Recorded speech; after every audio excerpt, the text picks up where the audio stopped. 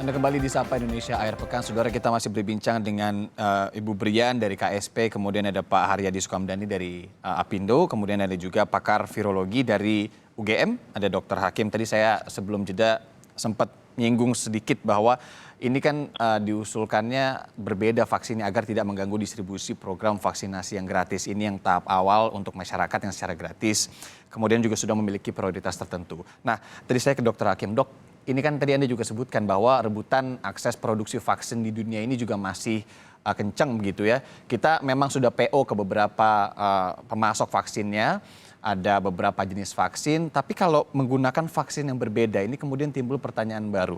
Apakah nanti alurnya ini juga akan mengikuti seperti apa yang sudah dilakukan oleh vaksin Sinovac? Karena misalkan menggunakan vaksin lain, apakah kemudian harus uji klinis dari awal lagi hingga tahap ketiga, menunggu dari BPOM dan MUI lagi, atau seperti apa kalau bayangan Anda, Dr. Hakim? Ya, jadi seperti ini ya, jadi ketika suatu vaksin, apalagi produksi luar negeri ingin dipakai atau beredar di Indonesia, itu tidak harus dilakukan uji klinisnya di negara tersebut. Itu bukan sebuah keharusan. Ya, jadi kalau misalkan kita mau pakai Pfizer atau pakai Moderna, itu tidak ada keharusan untuk Pfizer atau Moderna untuk melakukan uji klinis fase 3 di Indonesia. Bahkan negara-negara yang sudah melakukan vaksinasi dengan vaksin-vaksin tersebut juga mereka tidak melakukan uji klinis di negara tersebut. Hanya karena peredaran vaksin di Indonesia ini kan harus mendapatkan approval dari Badan POM. Sehingga yang dilakukan adalah ketika pemerintah itu approach untuk perusahaan-perusahaan vaksin tersebut, maka review dari hasil-hasil penelitian dari produsen tersebut harus direview terlebih dahulu oleh Badan POM apakah ini data-data safety dan efikasinya ini layak atau tidak untuk mendapatkan izin edar darurat dari Badan POM. Karena dalam kondisi seperti ini bukan approval yang final ya, ini bukan lisensi yang normal, tapi semuanya memakai skema emergency use authorization. Itu yang pertama, dari sisi safety dan efikasi tetap harus mendapatkan EUA dari Badan POM. Nah, yang kedua tentang masalah halal haram ini adalah isu yang lain lagi ya, karena mayoritas penduduk di Indonesia itu adalah Muslim, sehingga isu halal haram ini kan selalu muncul ketika pemerintah itu meluncurkan program vaksinasi baru. Tidak hanya COVID, kita ingat dulu betapa ramainya kita di dunia media online dan sosial media ketika pemerintah meluncurkan program vaksinasi measles and rubella melalui dengan mengimpor vaksin dari Pasteur Institute atau dari India ya, perusahaan itu betapa penolakan masyarakat juga hebat ketika aspek ini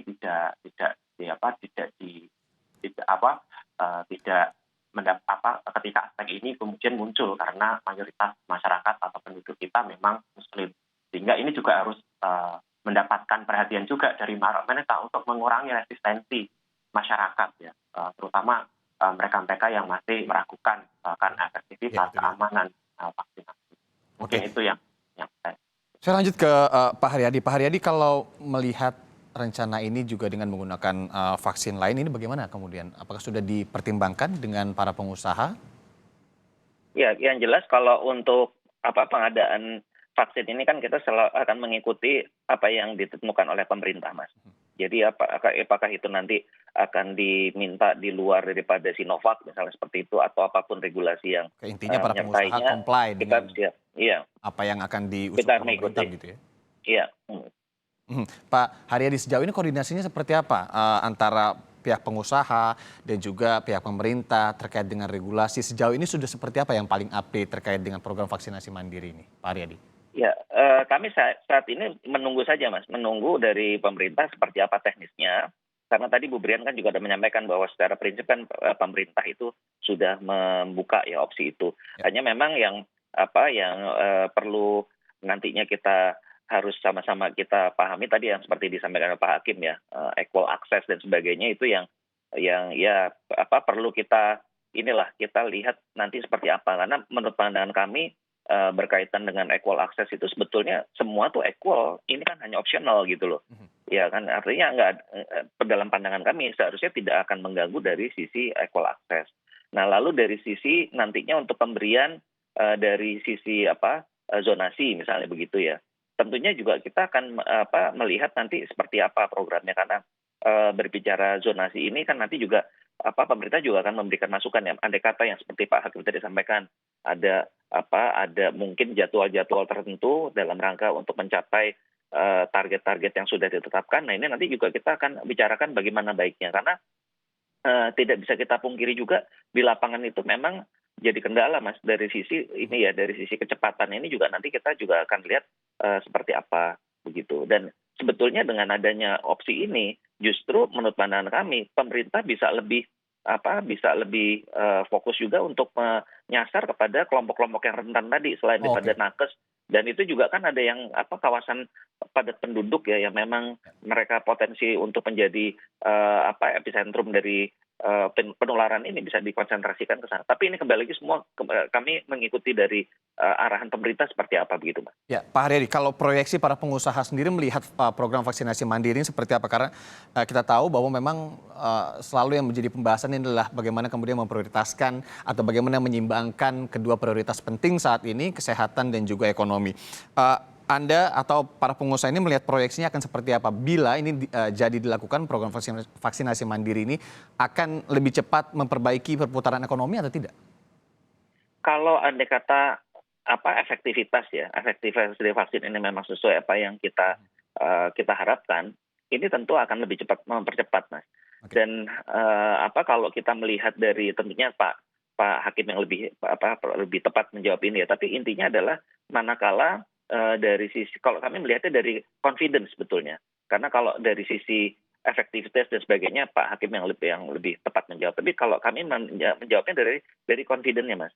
Kalau masyarakat itu confident bahwa vaksin ini berjalan sesuai dengan harapan, saya rasa dalam waktu 1 tahun itu akan ada recover, Mas.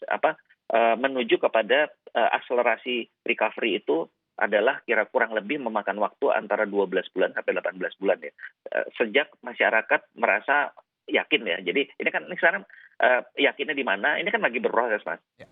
Karena kemarin kita kaget kan, wah ada yang udah divaksin ternyata masih bisa kena COVID. Nah itu kan membuat orang nggak confident gitu, Mas. Jangan-jangan nih nggak firm nih ininya dari vaksin ini. Nah, seperti itu, Mas. Jadi manakala secara keseluruhan proses ini menunjukkan reporting yang bagus, laporannya bagus. Nah itu kurang lebih antara 12 sampai 18 bulan orang itu akan confident dan akan menggerakkan ekonomi itu menjadi lebih cepat. Oke, itu baik. Kalau pandangan kami. Oke, terkait regulasi saya ingin ke Bu Brian. Bu Brian, sejauh ini dari awal roadmap program vaksinasi ini apakah kemudian sudah ada rencana untuk vaksinasi mandiri seperti ini ataukah memang ini baru muncul rencananya di tengah jalan? Kemudian kalau Anda melihat bagaimana kemudian regulasinya yang paling tepat untuk dilakukan untuk memfasilitasi vaksinasi mandiri ini, Bu Brian? Ya, kalau melihat ke roadmap waktu awal kan memang ada 2 skenario ya. Jadi ada yang disediakan oleh pemerintah, kemudian ada juga yang mandiri. Tetapi kemudian keputusan dibuat bahwa semuanya itu akan ditanggung oleh pemerintah. Jadi menurut saya kata kuncinya ada tadi yang disampaikan oleh Presiden bahwa ini untuk mempercepat dan memperluas. Bukan berarti bahwa mengubah apa yang sudah direncanakan. Kalau di dalam pipeline kita misalnya direncanakan sesuai dengan petunjuk pelaksanaan program vaksinasi COVID-19 ini yang mencapai rencananya 188 juta penduduk, itu tetap dilaksanakan. Tetapi kita kan masih ada sisa lagi ini yang bisa tidak masuk di dalam prioritas. Ini bisa jadi adalah para pelaku-pelaku atau pelaku bisnis ya ekonomi yang bisa masuk di dalamnya. Nah, sehingga artinya cakupan bisa menjadi lebih besar dari 70% dan dari rencana yang 15 bulan, kemudian Presiden mengatakan 12 bulan kalau bisa, mungkin dengan adanya opsi perusahaan ikut terlibat dan kemudian mandiri, ini bisa lebih cepat lagi begitu karena semakin cepat itu akan semakin baik. Bu Brian, maaf, saya potong sedikit. Anda ingin mengatakan bahwa ini bisa berjalan dengan paralel begitu ya? Meskipun pasokan vaksin ini juga bertahap sekali datangnya ke Indonesia.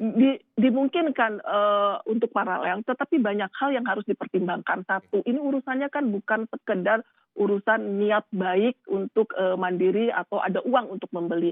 Tetapi vaksin tersedia di global kan juga itu saja terbatas.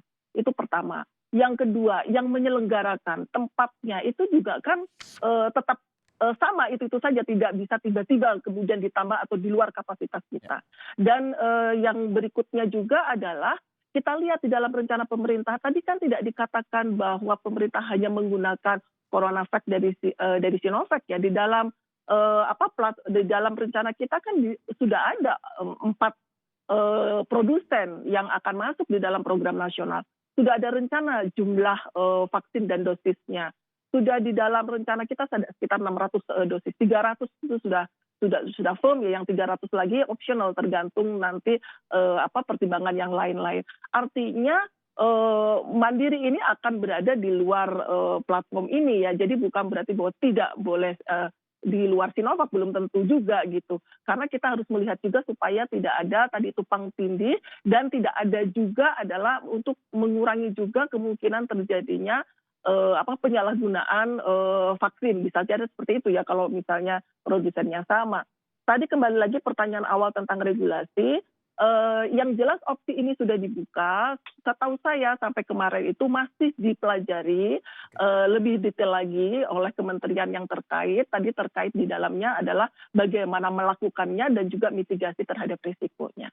Oke, Bu Brian, ini karena memang tadi Anda sebutkan juga ya bahwa akan bisa mungkin jalan paralel, tapi kan vaksin ini juga memang kita ibaratnya masih PO dan belum ada di Indonesia. Betul. Ini Betul. jangan Jadi sampai kemudian distribusi vaksin setelah nyampe di sini ini malah akan bingung sendiri. Bu Brian, banyak yang masih ingin saya tanyakan. Belum lupa Mas Ir. Baik. Prioritasnya ya. Jadi yang pertama, prioritas utama itu kan yang di gelombang pertama itu nggak bisa diganggu-gugat.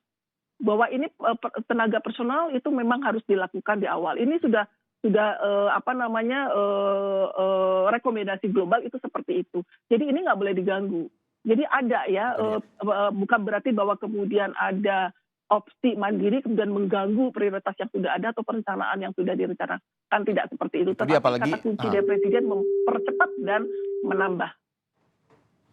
Ya itu dia, apalagi sudah ada guideline internasional dari WHO terkait dengan program vaksinasi di setiap negara juga ya. Mungkin terakhir sekali, mungkin singkat saja saya kasih kesempatan untuk Pak atau Dr. Hakim sedikit pesan yang paling penting agar diketahui oleh semua pihak terkait dengan program vaksinasi ini, Pak Dr. Hakim. Ya, kalau saya sepakat dengan apa yang disampaikan Bu Brian tadi. Jadi kalau ketika kita ingin mencapai herd immunity effect, memang 60-70% itu masyarakat perlu mendapatkan vaksinasi. Nah inilah yang saya harapkan diamankan dulu oleh pemerintah. Dengan stok yang bisa kita dapatkan dari berbagai produsen dengan rebutan tadi, dan saya tahu ini suatu pekerjaan yang tidak mudah. Nah, ketika herd immunity effect minimal 70% ini tercapai, dan kita bisa mendapatkan suplai tambahan dari produsen manapun di dunia, bisa kita pikirkan untuk meningkatkan cakupan coverage-nya tadi. Mengingat dari sisi hitung-hitungan efektivitas yang tidak mencapai 100%, maka untuk mencapai true herd immunity effect memang kita butuh lebih besar dari 70%. Nah, inilah peluang yang bisa setelah 70% ini tercapai, mungkin ini yang bisa dibantu sektor swasta atau pengusaha untuk sehingga cakupan vaksinasi ini lebih dari 70% ya, yang disampaikan oleh Pak Haryadi tadi. Mungkin itu yang bisa saya sampaikan. Ya, tadi juga sudah disampaikan oleh Pak Haryadi, intinya semangatnya juga untuk membantu penyebaran dan juga agar lebih luas dan lebih cepat juga dalam program vaksinasi ini. Tapi semoga kita harapkan semuanya bisa berjalan lancar dan tidak kemudian ini bisa memicu ketidakadilan akses tadi. Bu Brian Sri Prihartuti dari tenaga ahli utama KSP, kemudian Pak Haryadi Sukamdhani dari Apindo dan Dr. Hakim, ahli virologi dari UGM. Terima kasih sudah mau disapa oleh Sapa Indonesia Akhir Pekan pagi ini. Saudara, setelah mogok berjualan selama 3 hari, pedagang daging sejabur